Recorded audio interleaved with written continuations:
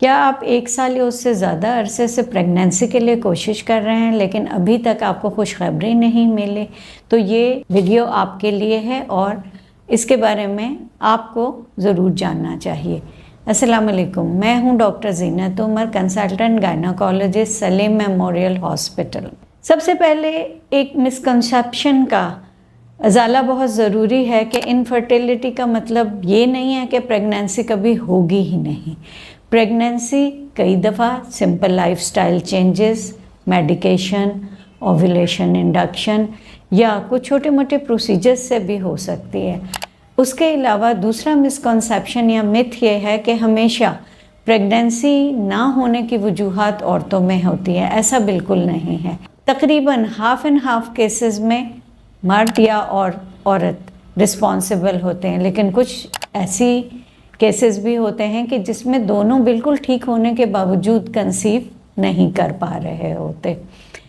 अब अगर 35 साल से उम्र कम है तो 1 साल तक नेचुरल प्रेगनेंसी को चांस दें, लेकिन अगर 35 साल से उम्र ज़्यादा है तो 6 महीने के बाद ही इलाज शुरू कर दिया जाना चाहिए।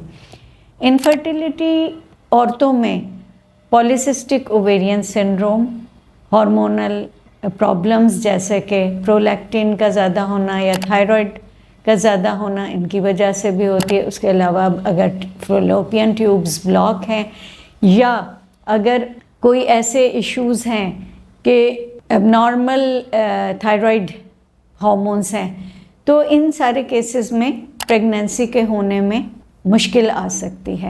मर्दों में इनफर्टिलिटी की वजूहात ये होती हैं कि स्पर्म्स का नंबर कम हो, उनकी कंसंट्रेशन कम हो या उनकी मोटिलिटी कम हो। इसके अलावा बहुत सारे केसेस में ऐसा होता है कि जिसमें फर्टिलिटी का कोई एक रीज़न नहीं मिलता, मिक्स फैक्टर्स होते हैं, यानी कुछ इश्यूज़ औरत में होते हैं और कुछ इश्यूज़ मर्द में होते हैं।